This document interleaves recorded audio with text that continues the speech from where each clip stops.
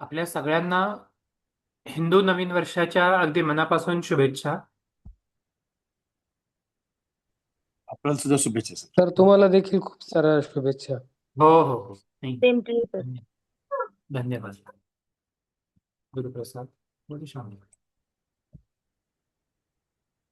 Depression हा जो भाग आहे किंवा थर्ड युनिट मधला आपण आधी सगळी मूळ बाजू बघितली की मानसिक अपंगत्व म्हणजे काय, मानसिक अपंगत्वाचे किंवा अपसामान्यत्वाचे नेमके निकष कुठले. अमेरिकन सायकॅट्रिक असोसिएशनने वारंवार जो एक भाग प्रकाशित केला त्याला diagnostic and statistical manual of mental disorder असं म्हटलं जातं. आपण त्याही विषयी बघितलं आणि आता सध्या आपल्या आजूबाजूला असलेल्या 450 पेक्षा जास्त मानसिक आजारांचा सायकोसिस आणि न्यूरोसिस अशा दोन गटांमध्ये नेमकी का, कशी, कुठल्या निकषांवर ही विभागणी केली जाते तोही सगळा भाग आपण बघितला. आणि आपण आपल्या मूळ मुद्द्याला म्हणजे डिप्रेशन म्हणजे काय त्याची इव्हन आत्ताची आकडेवारी सुद्धा आपण बघितली. लक्षणं आपण बघितली की नेमकं डिप्रेशन हे हे कशाला म्हणतात किंवा कशाला म्हणायला हवं. फक्त वाईट वाटलं किंवा जरासं इंडिया मॅच हरली आणि म्हणून आम्ही डिप्रेस झालो हे असं नाहीये, तर त्याला हल्ली एक्झॅजरेट असं केलं जातं किंवा अतिशयोक्तीनं डिप्रेशनकडे बघितलं जातं काही वेळेस. तोही सगळा भाग आपण आतापर्यंत बघितला. आजचा जो पुढचा महत्वाचा मुद्दा आहे तो म्हणजे एक असा की डिप्रेशनची ही लक्षणं काही अंशी शारीरिक आहे आणि काही अंशी मानसिक सुद्धा आहे. लॉस ऑफ लिबिडो बद्दल सुद्धा आपण बघितलं होतं. गुरुप्रसाद, गुरुप्रसाद इकडे ये. इकडेच तिकडे हॉटवर.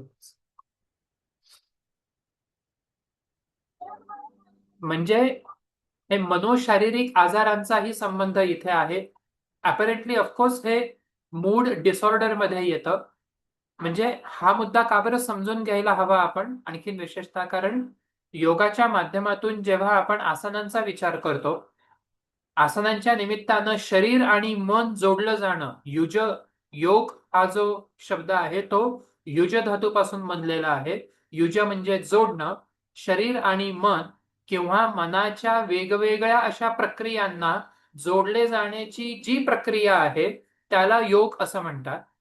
आणि म्हणून योगोपचाराच्या माध्यमातून डिप्रेशनवरती सुद्धा मात केली जाते. सूर्यनमस्काराने डिप्रेशन लगेच कमी होतं. अर्थात ह्या एका वाक्यामध्ये खूप सगळ्या गोष्टी अंतर्भूत आहे. योग शिक्षक म्हणून आपल्याला फक्त तिथे डिस्कस करता यायला हव्या, कारण काही वेळेस समोरच्या व्यक्तीची ती अपेक्षाही असते की फक्त सूर्यनमस्काराने माझं डिप्रेशन कसं जाईल. सूर्यनमस्काराच्या वेळा, ती पद्धत, शरीराची हालचाल, पाठ, मान, मेंदू या सगळ्या गोष्टींवरती जो विशिष्ट ताण येतो त्याच्यामुळे ते डिप्रेशन हे तिथे ट्रीट होतं. त्याचा अत्यंत महत्वाचा जो मुद्दा आहे तो म्हणजे कारणं. डिप्रेशनची नेमकी कारणं कुठली, तर हे जे काही तुम्ही स्लाइडवरती मुद्द्यांमध्ये बघू शकाल. पहिला एक जो मुद्दा आहे तो म्हणजे technical angle we can say किंवा जेनेटिक आस्पेक्ट. आई वडील गोरे मग मुलगा सुद्धा गोरा होतो. आई वडिलांची उंची जास्त मग मुलीचीही उंची ही जास्त होते. आजी आजोबांचे केस कुरळे मग मुलाचे किंवा नातवाचे सुद्धा केस मग तसे कुरळेच होतात. कारण अनुवंशिकता एका पिढीकडून दुसऱ्या पिढीकडे जाते. हेच शारीरिक अनुवंशिकता जशी एका पिढीकडून दुसऱ्या पिढीकडे कॅरी फॉरवर्ड होते, तद्वत मानसिक असे काही गुणधर्म पण एका पिढीकडून दुसऱ्या पिढीकडे कंटिन्यू होत असतात.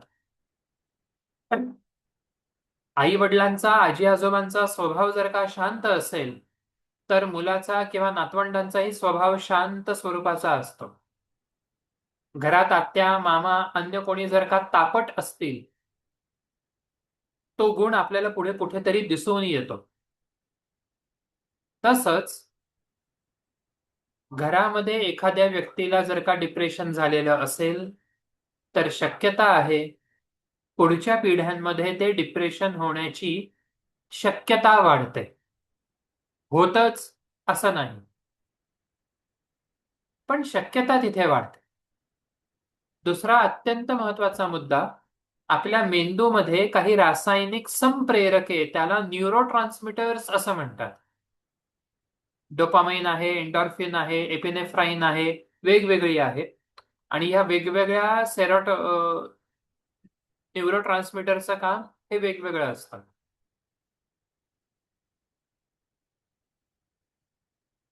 एंडॉर्फिनला फील गुड हॉर्मोन असं पण म्हणतात.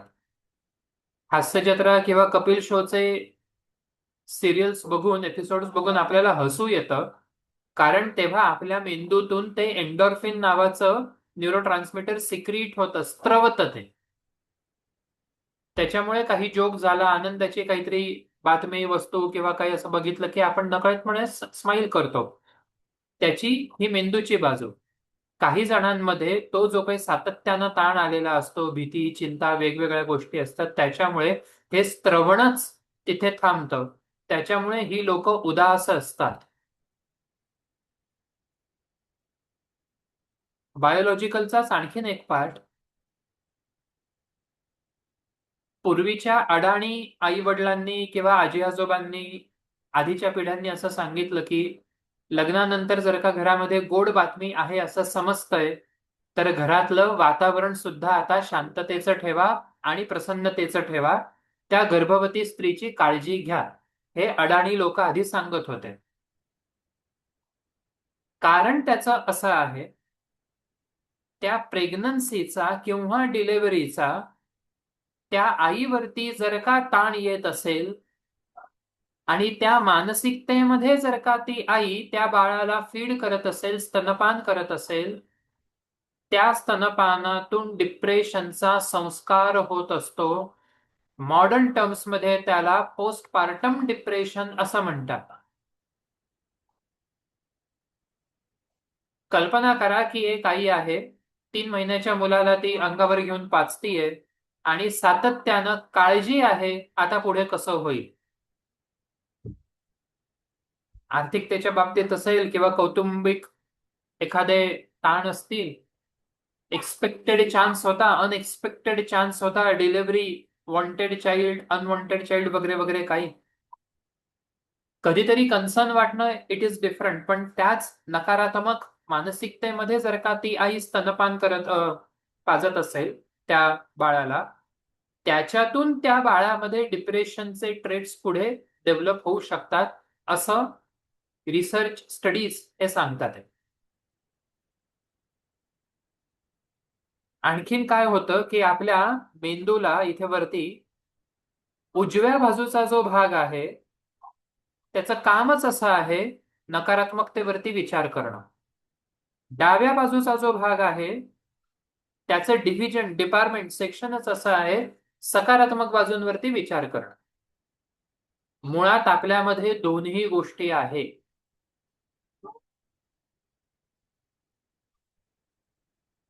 ते विनोबांनी जे गीतेचं अडॅप्टेशन केलेलं आहे गीताईमध्ये, तर त्यात ते आत्माची आपुला बंधू, आत्माची रिपू आपला, आपणच आपले शत्रू आणि मित्र आहोत. त्याचं हे सायन्स टर्म मध्ये प्रीफ्रंटल कॉर्टेक्स मध्ये राईट प्रीफ्रंटल कॉर्टेक्स हा जो भाग आहे हा नकारात्मक गोष्टींवर काम करतो. लेफ्ट प्रीफ्रंटल कॉर्टेक्स जो आहे तो सकारात्मक गोष्टींवरती काम करतो.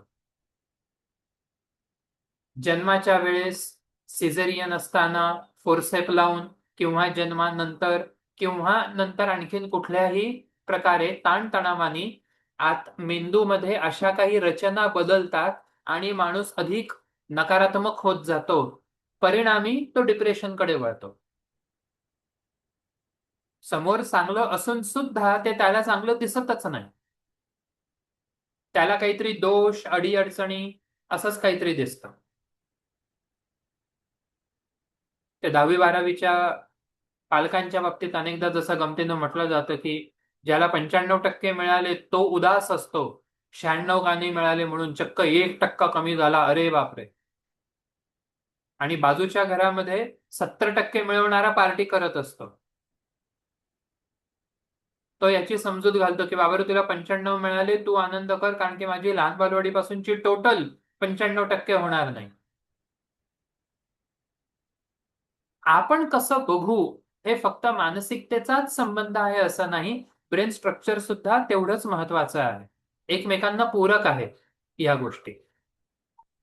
आणखीन काय आहे मेंदूचा भाग किंवा टेक्निकॅलिटीज बद्दलच जर थोडं आणखीन सोप्या भाषेत बोलायचं झालं तर, ज्या लोकांना डिप्रेशन झालेलं आहे त्यांच्या मेंदूचं स्कॅनिंग करण्यात आलं, MRI, FMRI, पेट स्कॅन, कॅट स्कॅन, वेगवेगळ्या गोष्टी वापरून.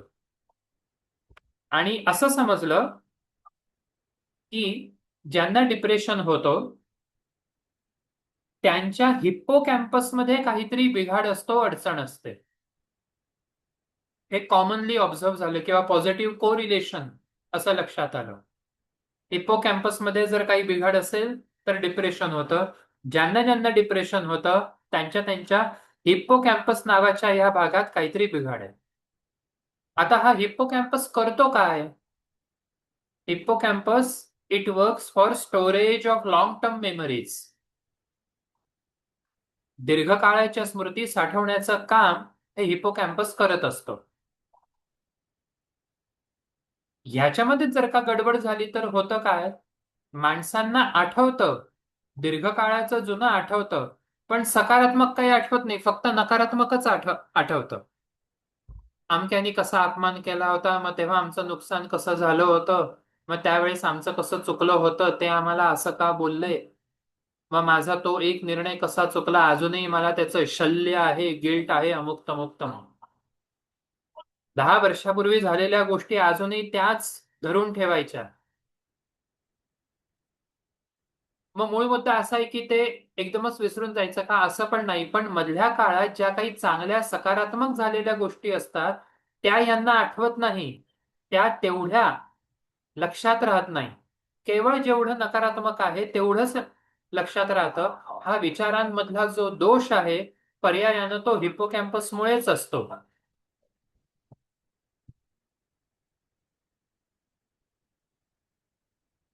हे संशोधनातून समोर आलेलं आहे. गुरुप्रसाद,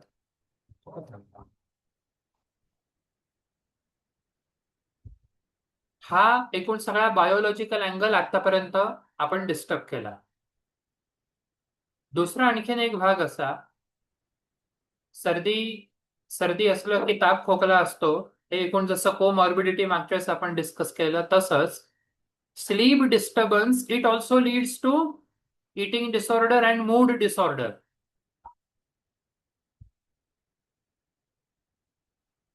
हे सगळं एका वाक्यामध्ये आपल्याकडे खूप आधी सोप्या भाषेत सांगितलं. लवकर निजे, लवकर उठे, तया आरोग्य संपदा ऐश्वर्य लाभे.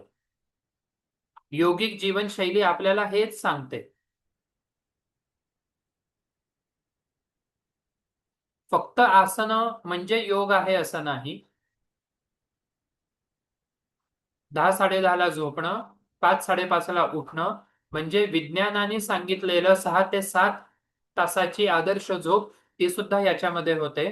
समुपदेशनात सुद्धा वारंवार आलेला अनुभव असा आहे, झोप डिस्टर्ब असते म्हणून मानसिक समस्या तिथे असतात. झोप नियंत्रणात आली की 50 ते 60% मानसिक समस्या तिथे पूर्णपणे म्हणजे नलिफाय होतात. म्हणून आपण सिम्पटम्स मध्ये सुद्धा बघितलं, इन्सोमनिया किंवा hypersomnia it leads to depression. म्हणून वेळेत झोप, इथे पुन्हा एक एक म्हणजे quantity of sleep, quality of sleep. योगाचाच विचार करताना योगनिद्रा सुद्धा ही डिप्रेशनला अँटीडोट म्हणून आहे. सूचना त्याच्यात काय देतो, सातत्य किती आहे, किती सहजतेनं आपण या सगळ्या गोष्टी फॉलो करतो, हा सगळा भाग. आणि जसं WHO ने सांगितलं की 2020 पासून लहान मुलांच्या संख्या 50% जास्त वाढणार आहे. त्याचा एक भाग असा, लहान वयातला लहान पणातला जो काही ताणतणाव आहे त्याच्यामुळे सुद्धा मुलांना डिप्रेशन येतं.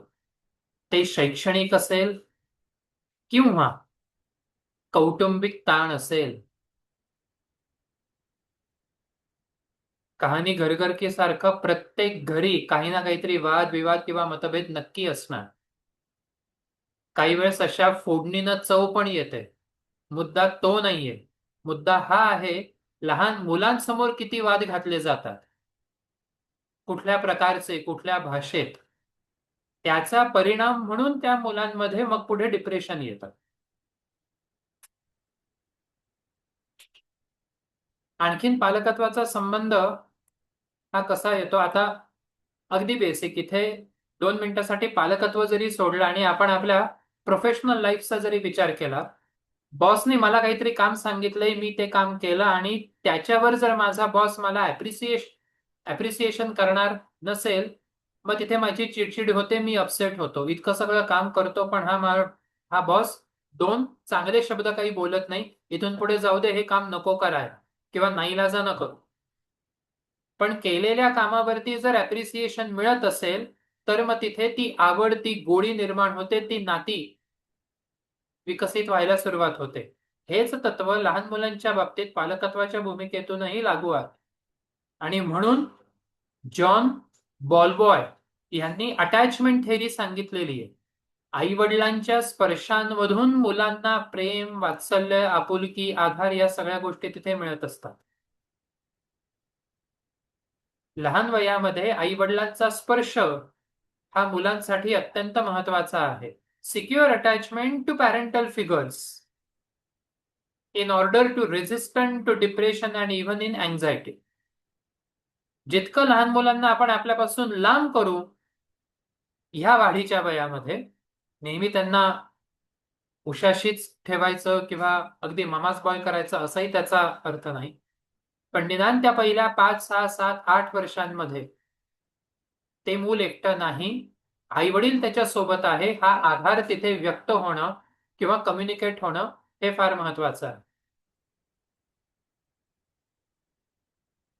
आणि जर काम केलं, अर्थात पॉझिटिव्ह रिइन्फोर्समेंट असेल, तर मग तिथे तो आनंद, ती आशा या सगळ्या गोष्टी तिथे व्यक्त होतात. आणखीन एक अत्यंत महत्वाचा मुद्दा जो कॅन्सर आणि एड्स सारख्या टर्मिनल इलनेस मध्ये सुद्धा दिसून आलेला आहे. आणि आज जागतिक आनंदी दिवस म्हणून आहे. याच्याही वेगळ्या शुभेच्छा. आता सगळ्या गोष्टी परत जर का जोडायच्या झाल्या, सहज एक सुचलं म्हणून सांगतो. मध्यंतरी मानसशास्त्रातला सगळ्यात मोठं संशोधन हार्वर्डने केलं. त्यांनी साधारण 70 ते 80 फॅमिलीज जवळजवळ तेवढेच वर्ष त्यांनी ट्रेस केलेल्या, म्हणजे अशा इतक्या सगळ्या कुटुंबांचा त्यांनी 75 वर्षांचा रेकॉर्ड ठेवला, डेटा गोळा केलेला आहे. अर्थात त्याच्यामध्ये 3, 4, 5 पिढ्या आलेल्या आहेत. हे समजून घेण्यासाठी की माणसं आनंदी का बरं राहतात किंवा कशी राहतात. काही कुटुंब अशी आहेत या संशोधनातली, जे संशोधन हार्वर्ड विद्यापीठाने केलं. काही कुटुंब अशी आहेत की आज चिकार गाडी, बंगला, पैसे, मोठमोठाली पदं, सॅलरी सगळं काही आहे, पण ही माणसं एवढं सगळं असूनही खुश नाही, आनंदी नाही. तुलनेनं काही माणसांना ऍव्हरेज किंवा बिलो ऍव्हरेज असा पगार आहे, मुबलक सोयी सुविधा आहे, एक व्यवस्थित भागेल इतकं. आणि एवढं सगळं म्हणजे इतकंच असून सुद्धा ही कुटुंब मात्र खूप सुखी आहेत, आनंदी आहेत. असं का बरं? ह्याच्यासाठी जेव्हा त्यांनी आणखीन सखोल थोडंसं संशोधन केलं तेव्हा समजलं दुसऱ्या गटातल्या ह्या माणसांचे सामाजिक नातेसंबंध फार चांगले होते. आपण सोशली ऍक्टिव्ह असणं हे आपल्या आनंदासाठी फार महत्वाचं आहे. जितका आपण एकलकोंडे राहू तितका आपली चिडचिड, ताणतणाव, नैराश्य हे वाढत जाणार. सोशली ऍक्टिव्ह म्हणजे ऍक्च्युअली ऍक्टिव्ह, डिजिटली नाही. फेसबुक आणि इन्स्टाला हजार हजार मित्र आणि आपल्याला गल्लीत कोणीच ओळखत नाही, असं नको व्हायला. ह्याच्या मागचं काय कारण? अगदी बेसिक भाग असा पुन्हा, जेव्हा मी सामाजिक होतो, जेव्हा मी माझ्या मनातल्या समस्या इतर चार लोकांशी शेअर करतो, शक्यता वाढते की जे सोल्युशन मला सुचलं नाही ते ह्या चौघांपैकी कोणीतरी काहीतरी ते सांगू शकतं, वेगळा पर्स्पेक्टिव्ह तिथे मिळू शकतो. माझं दुःख मी माझ्यापुरतंच हे जर का ठेवलं तर कालांतराने माझंच दुःख मला भरपूर मोठं वाटायला लागतं, एक्झॅजिरेट होतं ते. म्हणून सामाजिक नातेसंबंध हे डिप्रेशनसाठी खूप चांगलं औषध आहे. त्या मॅस्लोनी सुद्धा लव्ह अँड बिलॉंगिंगनेस, आपण कोणाचे तरी आहोत आणि कोणीतरी आपलं आहे असं वाटणं, हे मानवी मानसिक आरोग्यासाठी फार महत्वाचं आहे. आता हा भाग फक्त आपल्याकडेच एकूण तत्वज्ञान आणि सगळी भारतीय पार्श्वभूमी वगैरे वगैरे काही असं आहे अशातला नाही. इंग्लंड मधला हा एक रिसर्च आहे, तो काय सांगतोय ते बघा. जोडीदाराशी प्रेमपूर्ण संबंध, 2 ते 3 मुलं, घराच्या बाहेर सक्रिय असणं आणि having a serious religious commitment किंवा स्पिरिच्युअलिटी आपण म्हणू शकतो. सिरियस इन द सेन्स कट्टर या अर्थाने नाही, सिरियस इन द सेन्स समजून उमजून ती बंधनं पाळणं. ह्या अशा काही गोष्टी असतील तर डिप्रेशन आपल्याला शिवत नाही.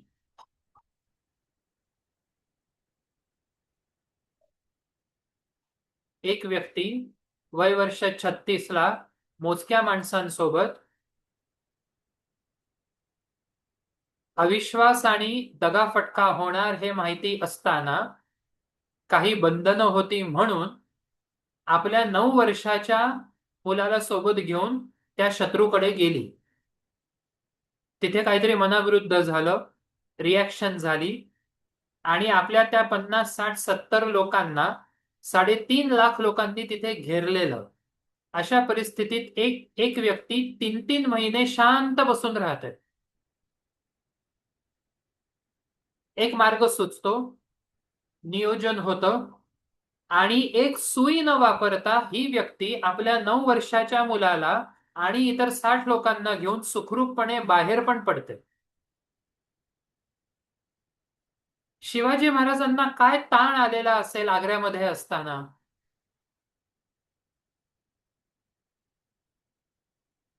10-15 मिनिटासाठी कल्पना करायला काय हरकत आहे की मी शिवाजी झालो म्हणून. आपण आपल्या आत्ताच्या स्ट्रेसला जर असं डिफेन्स करतोय की हा स्ट्रेस आहे म्हणून मला डिप्रेशन आलं, असा मनासारखा जॉब नाही मिळाला म्हणून सुसाईड करण्याचे विचार मनात आले, किंवा एका नात्यामध्ये अपयश आलं म्हणून सगळं संपवून टाकावं. ईश्वर प्रणिधान नावाचं अष्टांग योगातलं जे तत्व आहे ते तत्व डिप्रेशनला खऱ्या अर्थानं खूप चांगलं अँटीडोट आहे. मला जे जे प्रयत्न करणं शक्य होतं ते सगळे प्रयत्न मी केलेले आहे, याचं मला समाधान आहे. आणि आता मला जाणीव आहे की रिझल्ट माझ्या हातात नाही, म्हणून मी तुला शरण आलेलो आहे. Now it's up to you. अंधश्रद्धा नाही, पहिले स्वतःचे प्रयत्न आणि मग नंतर हे स्वीकारणं की काही गोष्टी माणूस म्हणून माझ्या हातामध्ये नाही. Factors within control, factors out of control.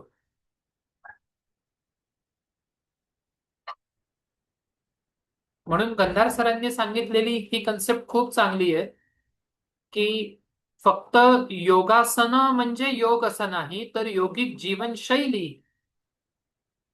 ही मानसिक आरोग्यासाठी अत्यंत महत्वाची आहे. जेवण करताना सुद्धा निदान आठवड्यातला 1 दिवस, 1 वेळ, बाकी सगळ्या गोष्टी बंद करून पूर्णपणे मौनामध्ये जर आपण ते अन्न सेवन केलं तर तिथे आत्मपरीक्षण होतं, चिंतनाला तिथे वाव मिळतो. मी काय करू शकतो, काय माझ्याकडनं होत नाहीये, काय मी नेमकं करायला हवं, माझे स्ट्रेंथ कुठले किंवा विकनेसेस कुठले, या सगळ्या गोष्टी त्या मौनामध्ये आहे.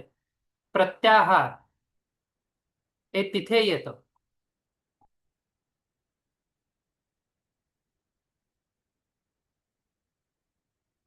इव्हन प्राणायामाचा सुद्धा विचार हा झोपताना खूप सपोर्टिव्ह आहे, शांत झोप लागण्यासाठी. आणि मग झोपेचा आणि डिप्रेशनचा संबंध कसा ते आधीच आपण डिस्कस ते केलेला आहे. योगातले आणखीन कुठले मुद्दे तुम्ही हे डिप्रेशनला जोडू शकाल as a part of treatment म्हणून?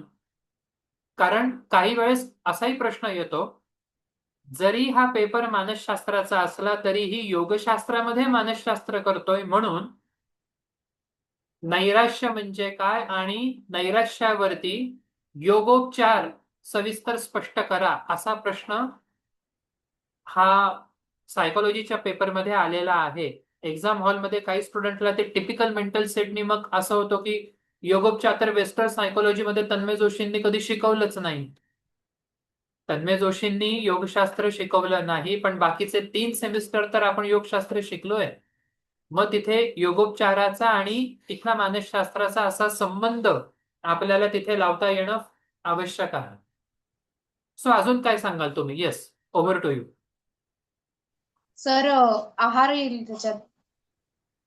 आहार म्हणजे नेमकं कसं? करेक्ट. म्हणजे सात्विक आहार आणि मिताहार जो आपण म्हणतो, हो, त्याच्यामुळे पण मनावरती चांगला परिणाम होतो. कारण जेवढं तामसिक आपण जेवतो हा, तेवढं चंचलता मनाची खूप वाढते. Correct correct. अजून ध्यान आहे, ध्यानात्मक आसनं आहेत, नंतर कोणती वृक्षासन कोणती ज्याच्यामुळे असना? त्राटक मग करता येईल. वृक्षासन जे आहे, हो वृक्षासन केलं की आपले ठराविक पॉईंटवर आपल्या ऑब्जेक्टवर आपलं लक्ष जाईल हो, आणि थोडक्यात त्राटक म्हणजे ध्यान होईल, एक प्रकार कॉन्सन्ट्रेशन, बरोबर. एकाग्र चित्त होईल. ओके, लक्ष्य ध्यान त्यातून करेक्ट. वो कैसे? कलर थेरेपी हाँ ध्यान ध्यान ध्यानात्मक इसमें कलर हाँ, थेरेपी अपने सप्त चक्र पर लगाकर अपन रिस्पेक्टिव्ह चक्रास, 7 चक्रास, हाँ, concentration of respective chakras by respective colour correct ध्यान. करेक्ट. अजून आपल्याला असं सांगता येईल का, महर्षी पतंजलींनी आपल्याला ज्या 5 वृत्ती सांगितलेल्या आहेत, हो, त्याचा आपण याच्याशी संबंध लावून त्याचा कशा रीतीने आपण मनाचा उलगडा करू शकतो, ते देखील आपण याच्यात करू शकतो.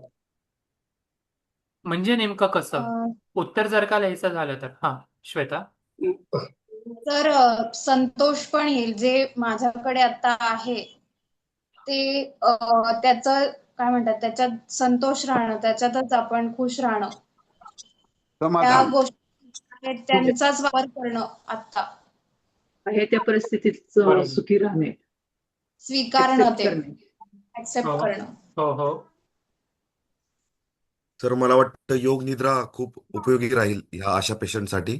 बरोबर. त्यांना झोप लागत नसते, पण योग निद्रेमध्ये जे सकारात्मक त्यांना जे काही पॉझिटिव्ह वाक्य दिली जातात किंवा सांगितले जातात, हो त्याचा अंतर्मनावर चांगला परिणाम होईल.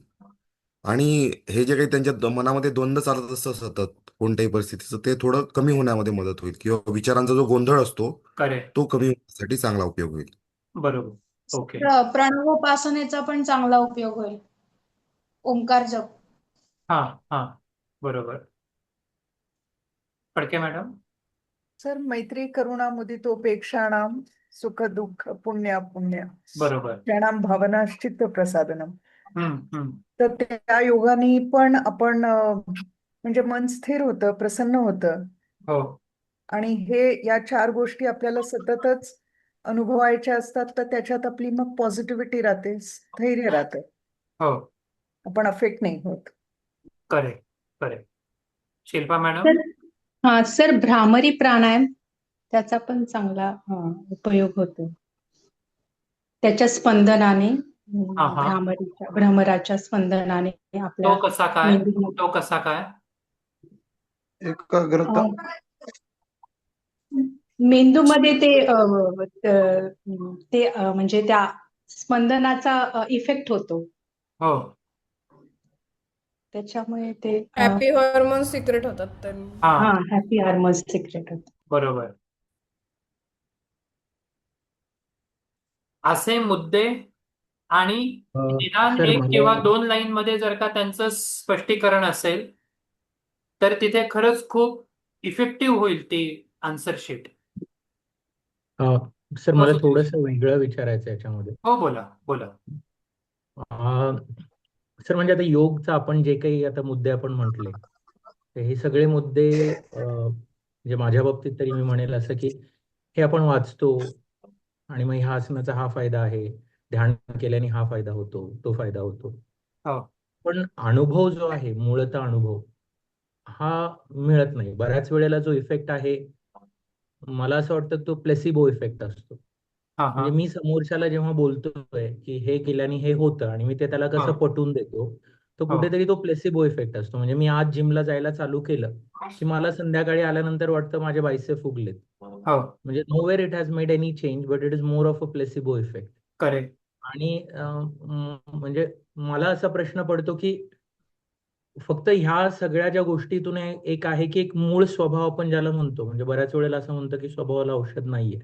म्हणजे एक मूळ स्वभाव एक असतो आणि त्याच्यावरती आपण फक्त एक लेअर चढवत जातो, वेगवेगळ्या हा लेअर चढवत जातो. म्हणजे हा त्याची जी हा मूळ स्वभावावरती एक थिक लेअर देतो आणि मग ती थिक लेअर कशाची द्यायची आहे ती आपण डिसाईड करतो, whether we want to give a positive layer और a okay negative layer. But okay. At the end म्हणजे मला असं वाटतं की तो मूळ स्वभाव तसाच राहतो आणि जेव्हा ह्या लेअर काही कारणाने भेदल्या जातात, हो. Then you again come back to that instance again. म्हणजे आपण बरं जरी म्हटलं की बरं. ठीक आहे मी खूप आलं पॉझिटिव्ह चाललो, लक्षात, आलं सगळं लक्षात. झालं, असं बरोबर. मला हो वाटतं. म्हणजे आय डोंट हो. नो, म्हणजे मी आय हा एम हा गोइंग थ्रू दॅट फेजेस. बऱ्याच वेळेला असा अनुभव केला. म्हणजे आता गेले कित्येक वर्ष समजा योग करतोय, सगळं करतोय, हो पण मग स्टील म्हणजे जेव्हा कधी असे काही प्रसंग येतात, म्हणजे ठीक आहे आपण एका वेळेला तुम्ही जसं म्हटलं की ईश्वर प्रणिधान वगैरे सगळं या गोष्टी आपण मनाला समजवतो एका लेवल पर्यंत, but still there are instances where you feel yes मी अजून तसाच आहे, मी हा. नाही बदललो, असं मला वाटलं. म्हणजे that is what I want to share. शक्य आहे याबद्दल तुम्ही काय तसं, म्हणता? शक्य आहे तसं वाटणं.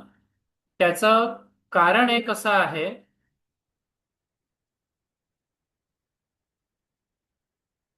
महत्वाचं कारण असं. इवन एक पॉइंट अजून हा होता, म्हणजे आपण जे याचं पण म्हणतो, डाएटचं पण जो म्हणतो आपण, म्हणजे की सात्विक बरोबर बरोबर. आहार, आलं तामसिक आहार. लक्षात. पण याचं मग एक तामसिक आहार असलेले अत्यंत अत्यंत महत्वाचं अत्यंत महत्वाचं कारण असं, ह्या सगळ्या गोष्टी आपण फक्त करत असू तर आपल्याला रिझल्ट नक्कीच मिळणार नाही. फक्त करत असू तर. कारण योगातच 3 महत्वाचे योग सांगितलेले आहे: ज्ञानयोग, भक्तियोग, कर्मयोग. म्हणजे असं फक्त विचार आहे, पण त्या विचाराला धरून जर का भावना आणि वर्तन नसेल, कितीही चांगला विचार असला तरी त्याचा उपयोग होणार नाही. वर्तन खूप चांगलं आहे, पण त्या वर्तनाच्या मागे, ऍक्शनच्या मागे जर का इमोशन, कन्व्हिन्स होणं, अपील होणं आणि शिवाय समजून उमजून ते वर्तन करणं असं जर नसेल, तर कुठलीही गोष्ट कितीही वर्ष केली तरी तो इफेक्ट हा मिळणार नाही. जेव्हा आपले विचार, आपल्या भावना आणि आपलं वर्तन या 3ही गोष्टींमध्ये सुसूत्रता, एकतानता, एकसारखेपणा असतो, तेव्हाच आपल्याला ते लॉंग टर्म इफेक्टिव्ह असणारे रिझल्ट हे तिथे मिळते. म्हणजे जसं ते गमतीनं म्हणतात की 11 वेळेस मारुती स्तोत्र म्हणतोय आम्ही, पण IPL ची मॅच बघत ते म्हणतोय, तर त्याला तो मारुती सुद्धा तिथे रिझल्ट नाहीच देणार. पण एकदा जरी मारुती स्तोत्र म्हटलं, पण ते मन लावून म्हटलं, देवासमोर बसून किंवा एखाद्या ठिकाणी शांतपणे बसून, ती चित्ताची एकाग्रता आणि वाणीतून हे येणारं ते स्तोत्र किंवा जे काही.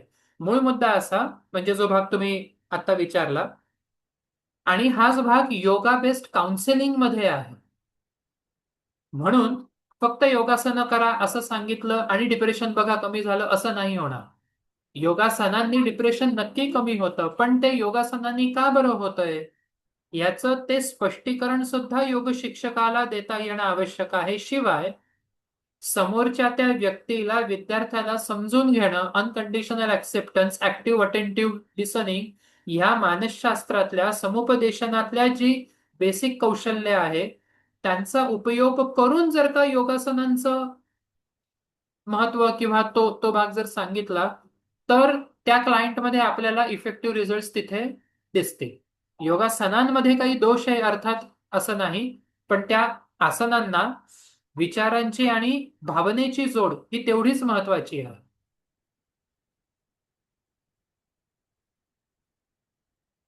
ठीक आहे.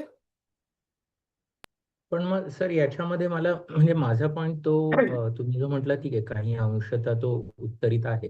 पण म्हणजे माझं म्हणणं आहे की आपण कितीही प्रयत्नपूर्वक, आता याच्यामध्ये तुम्ही जो म्हटला की भावना आणि विचार हा भागही त्याच्यात जोडलेला असतो. असं नाहीये की फक्त आपण कृतीतून ते करतोय किंवा तो फिजिकल लेवलला. बरोबर. तुम्ही त्याला पूर्णपणे भावनिक आणि मानसिक लेवललाही त्याच्यात इन्व्हॉल्ड असतात. आता ह्या ज्या गोष्टी, याच्यासाठी मी म्हणतो की काही लोकांमध्ये तुम्ही काही गोष्टी पटवायला गेला त्यांना लगेच पटतात, काही जणांमध्ये त्या गोष्टी लगेच पटत नाही. म्हणजे हा कुठेतरी तो स्वभावाचा भाग आहे ज्यामुळे ते होत नाही. सेम वे असं म्हणजे मला ते विचारायचं होतं की तसं काही आहे का, म्हणजे बायोलॉजिकल जसं तुम्ही म्हटलं हो. की there is something biological angle into it, right? So biological angle जो आहे तो आणि हा असं कितपत त्याच्यात हे बायोलॉजिकल पर्सेंटेज पेक्षा इथे काउन्सिलिंगचा एक अत्यंत फंडामेंटल रूल रिक्वायरमेंट आहे, त्याला विलिंगनेस ऑफ क्लायंट असं म्हणतो. मला बदलायचं आहे, मला उपचार, मदत किंवा मार्गदर्शन हवं आहे, हे स्वीकारण्याची जर का तिथे तयारी असेल तर निम्म्यापेक्षा जास्त प्रगती तिथेच होऊन जाते. पण माझीच जर का धारणा अशी आहे, तुम्ही काय वाटेल ते सांगा, पण माझ्यामध्ये काही बदल होणारच नाही, माझा आता हा असाच काहीतरी आहे, तो स्वभाव आहे, तोच तिथे राहणार, या भूमिकेतून जर का मी एखाद्याचं काही ऐकायला गेलो तर मला काही ते तिथे उपयोग होणार नाही त्याचा. म्हणून स्वभाव बदलू शकतो, स्वभावाला औषध आहे, निदान स्वतःच्या स्वभावाला तरी, आणि ते समुपदेशनातून, योगोपचारातून, एकत्रित ज्याला जॉईंट वेंचर आपण म्हणू, हे त्यांनी शक्य आहे. स्वभाव कसा बदलला जाऊ शकतो तोही भाग आपल्या पुढच्या युनिटमध्ये आहे, जिथे स्टेट आणि ट्रेट अप्रोच आहे. मानसशास्त्र सांगतं की व्यक्तिमत्व वयाच्या कुठल्याही टप्प्यावर बदलू शकतं, त्या व्यक्तीची तयारी हवी त्याला, इतका आहे. सर, हे जे डिप्रेस लोक आहेत यांच्या काही लेव्हल्स असतात का? जसं हो. आता माझ्या लक्षात येतं की सुधीर सर जे सांगतायत, तर म्हणजे एखादा नॉर्मल बॉर्डरवाला व्यक्ती असेल की ज्याला बदलायचं आहे तो लवकर बदलून जाईल, पण काही काही लोक अशी असतात की त्यांना काही म्हणजे योगोपचार द्या की काही द्या, काही फायदा नाही होत. तर अशा काही लेव्हल्स असतात का यांच्या ह्या डिप्रेशनच्या पण? युजली 3 असतात: माइल्ड, मॉडरेट आणि सिव्हिअर डिप्रेशन. माइल्ड आणि मॉडरेट डिप्रेशन असणाऱ्यांना योगोपचार, काउन्सिलिंग किंवा काही वेळेस फक्त म्युझिक थेरपी, 8-15 दिवसांचा हवा पायलट वगैरे अशा गोष्टींनी सुद्धा ते होऊ शकतं. मात्र जिथे सिव्हिअर डिप्रेशन असतं तिथे काउन्सिलिंगला सुद्धा मर्यादा आहे सुरुवातीच्या काळात. सुरुवातीच्या काळात सायकॅट्रिस्टच्या मेडिकेशनची मदत आपल्याला घ्यावी लागते, जी काहीही गैर नाहीये. सायकॅट्रिस्टच्या त्या डोसेसनी सिव्हिअर डिप्रेशन वरून व्यक्ती जेव्हा मॉडरेट अशा डिप्रेशन वरती येते, अर्थात कमी होतं डिप्रेशन, तेव्हा मग सायकॅट्रिस्टच्या ट्रीटमेंट सोबत मग आपण काउन्सिलिंग म्हणा किंवा योगोपचार किंवा अन्य गोष्टी तिथे जोडणं हे अगदी साहजिक आहे.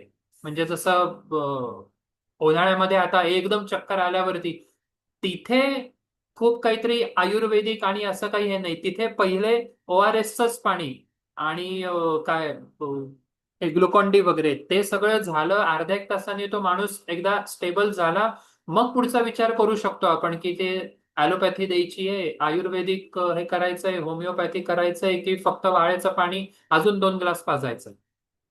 तर त्या सिव्हिअरिटीनुसार हा ट्रीटमेंटचा पार्ट आहे तो.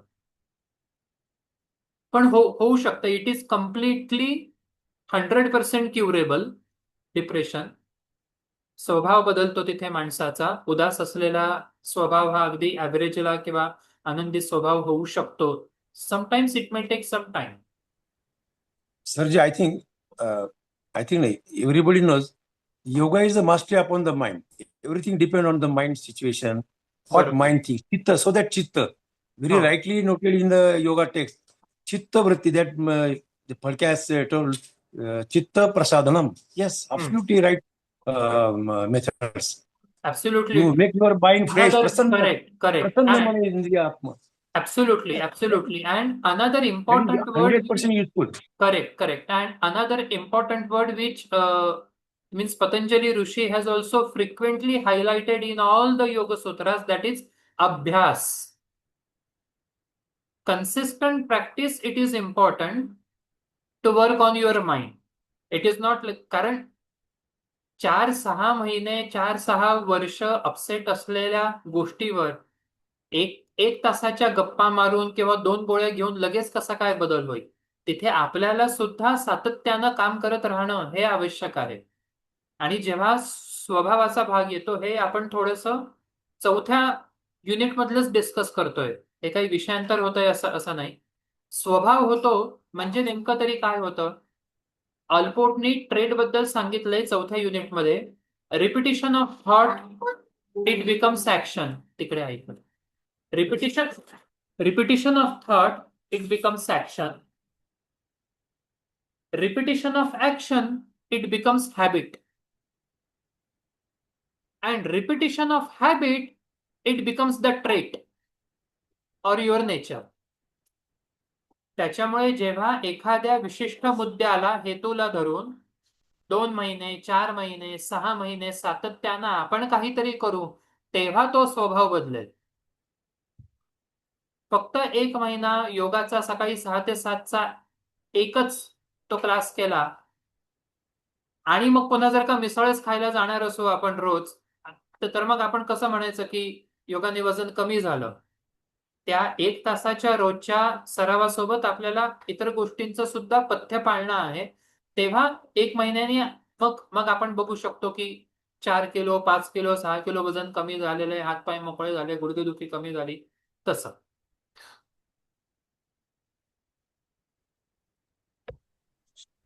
सो तू पण जे दीर्घकाल रेझिलियंट नेचर आपण म्हणतो एखादं की एखादी गोष्ट जेव्हा होते तर there are some people who take it in a different way and they are very resilient to whatever has happened and there are some people who take it in the other way round. म्हणजे they pull back their self rather than being a resilient at that particular same.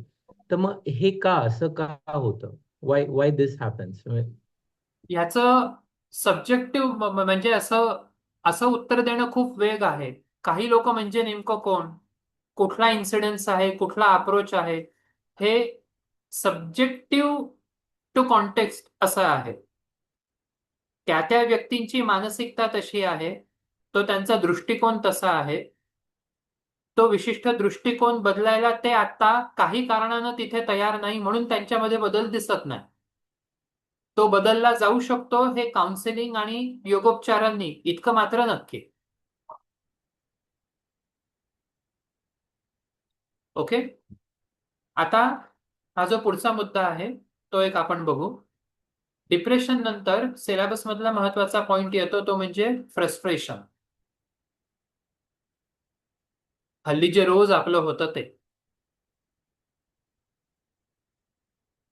आणि ह्याला basic अनेकदा जवळून बघितलेलं एक उदाहरण असं,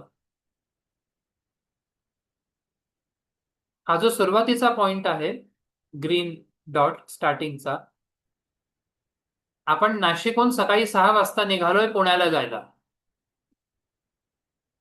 on an average आतापर्यंत इतरांचं ऐकून मी अशी कल्पना करतोय की साधारण नाशिक ते पुणे 6 तास लागतात. म्हणून मी माझ्या मनात अशी कल्पना करतोय की 12 वाजता मी पुण्याला पोहोचीन शिवाजीनगरला. तो नाशिकचा प्रवास माझा सुरू झाला. नाशिकहून 1.5 तास प्रवास व्यवस्थित झाल्यावर संगमनेरच्या तिथे घाटामध्ये मला थोडासा ट्रॅफिक लागला. 15-20 मिनिटं उशीर होतोय हे माझ्या लक्षात आलं. आणि आता मला ती कल्पना आली की 12च्या ऐवजी मी आता 12:30ला पोहोचणार पुण्याला. मग मी जरा एकदा दोनदा चकचुक काहीतरी केलं. काय ते 12ला पोहोचणार होतो, आता मी 12:30ला पोहोचणार, अरे यार. ते आतापर्यंत इतकंच होतं. संगमनेरवरून मी थोडासा आणखीन पुढे सरकलो. त्या पूर्वीच्या चंदनपुरी घाटामध्ये बस पुन्हा थांबली आणि आता चांगला 1 तासाचा ट्रॅफिक लागलेला आहे मला घाटातला. आता थोडस ते चिडचिड अजून वाढली माझी. मी कुठून 6ची बस पकडली, 5:30ची ती पकडली असती तर बरं झालं असतं. मी तर म्हणत होतो की 5 वाजताचीच बस पकडायला हवी होती. उगाच अमक्या अमक्याचं ऐकलं आणि म्हणून असं झालं. हा ड्रायव्हर पण तसाच इतका हळू चालवतोय. सायकलवाला ह्याला ओव्हरटेक करून जाईल खरं तर. कसं तरी काहीतरी अमुक तमुक करत करत करत 1 तास कसा तरी तो काढला. आता मला समजतंय की 12:30च्या ऐवजी मी 1:30ला पोहोचणार. जिथे मी आयडियल माझी इमेज केली होती की 12ला पोहोचीन, आता 1:30 होता ते मला. होता होता चाकणपर्यंत आलो. चाकणला परत ट्रॅफिक जाम लागला.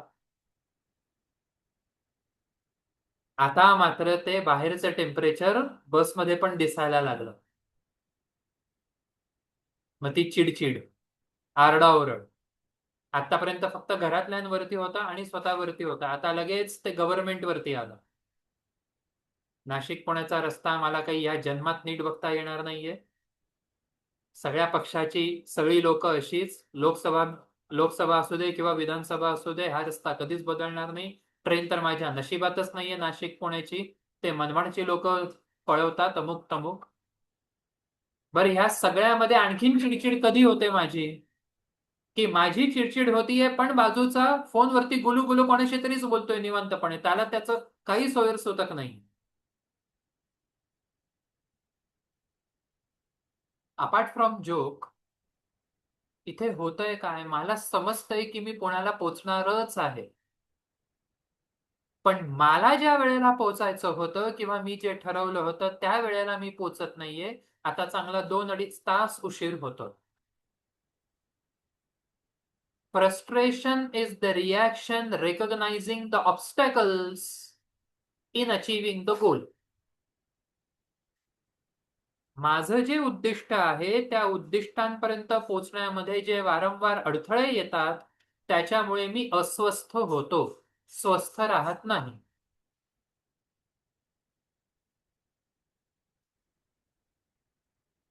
फ्रस्ट्रेशन असण्यामध्ये सुद्धा गैर नाहीये असं पण मानसशास्त्र सांगतं. पण होतं काय, uncontrolled frustration it leads to aggression. आपण कोविडमध्ये बघितलं, पहिले 8-15 दिवस सगळ्यांनी खूप छान एन्जॉय केलं.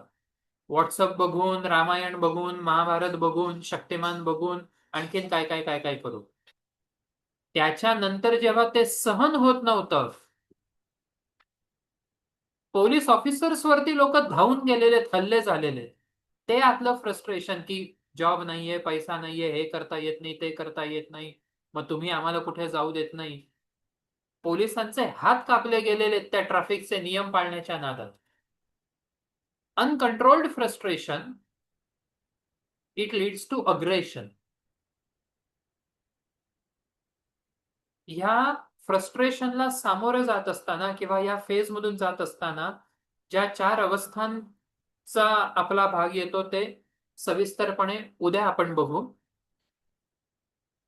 म्हणजे माझ्यावर तुम्ही जास्त फ्रस्ट्रेट होणार नाही म्हणून. Approach approach, avoidance avoidance, approach avoidance आणि डबल अप्रोच अवॉइडन्स, तर असं तुम्ही काहीतरी आता जे एक्झाम्पल दिलं ना, हो एक्झामचं ह्याचं पुणे पुण्याचं. टू नाशिकचं, सेम अशी सिच्युएशन आमची एक्झाम दिल्यानंतर होते. येताना रिटर्न पुण्याला येताना सेम हो काही फरक नाही त्यामध्ये. हो हो हो हो. नाशिक पुण्याचा जो प्रवास आहे तो वैयक्तिक आयुष्यात खूप काही शिकवतो आपल्याला, संयमापासून बरंच काही काही काय. ऍग्रेशन हे प्रोडक्ट आहे का सर मग फ्रस्ट्रेशनचं? Uncontrolled frustration it leads to aggression. खरंय. ते हाताळलं जात नाही. असं जाणवतं की आता गोष्टी माझ्या हातात नाही, म्हणून व्यक्ती तिथे आक्रमक होते.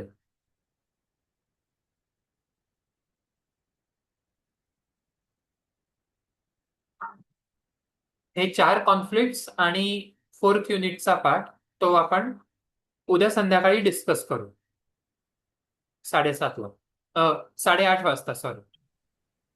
सर सॅटरडे आहे तर उद्या Saturday. होणार आहे ना? हो हो हो घेऊ घेऊ. येस. चालेल. थांबूया. ओके. Thank you sir. हो ओके. येस. हरिओम. हरी. हरिओम सर. Thank you sir. हो हरिओम. येस. थँक्यू. हरिओम सर. हरिओम. हरिओम सर. हरिओम सर. Thank you sir.